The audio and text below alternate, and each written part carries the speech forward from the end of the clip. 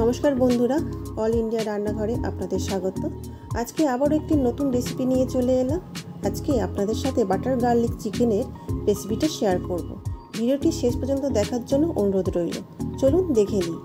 প্রথমে একটা বলে 300 গ্রাম বোনলেস চিকেন নিয়ে তাতে দিয়ে দেব 1 চামচ লবণ, 1 চামচ রসুন বাটা, 1 চামচ আদা বাটা, 1 চামচ গোলমরিচ গুঁড়ো, 2 চামচ কর্নফ্লাওয়ার দিয়ে মাখাতে থাকবো।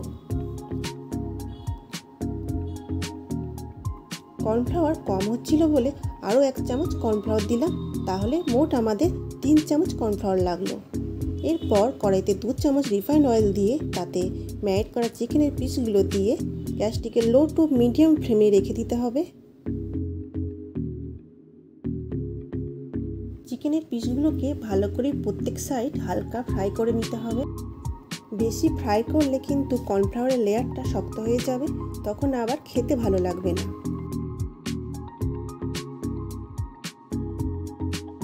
এই রকম হালকা লাল হলে চিকেনের পিসগুলো একটা প্লেটে তুলে নেব।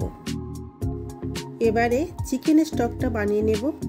এর জন্য নিয়ে নেব একটা সসপ্যানে 4 কাপ জল।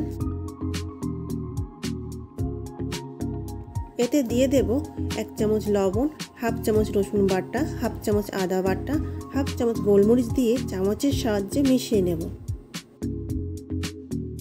এই রকম দুটো চিকেনের পিস দিতে হবে। আপনারা যে কোনো পিস দিয়েই চিকেনের স্টকটা তৈরি করতে পারেন। এবার এটাকে 5 মিনিট ফোটালেই চিকেনের স্টক রেডি। এরপর একটা ননস্টিক প্যানে দিয়ে দেব 2 চামচ রিফাইন্ড অয়েল ও এইরকম একটা বাটারের কিউব।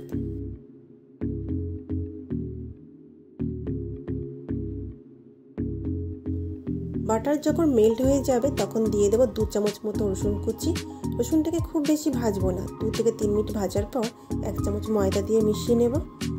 এবারে ছাঁকনির সাহায্যে চিকেনের যে স্টকটা বানিয়েছিলাম সেটাকে ছেঁকে প্যানে দিয়ে দেব। এরপর 1 চামচ চিলি ফ্লেক্স ছড়িয়ে ফ্রাই করা চিকেনের পিসগুলো স্টকের মধ্যে দিয়ে দেব। স্টক বানানোর সময় লবণ দেওয়ার কারণে আলাদা করে লবণ দিলাম না, তবুও একবার আপনারা চেক করে নেবেন।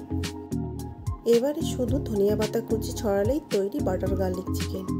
অনেকে পার্সলে পাতা দেয়, তবে দিতেই হবে এমন কোনো ব্যাপার না। ভিডিওটি ভালো লাগলে কমেন্ট করে জানাতে ভুলবেন না। ধন্যবাদ।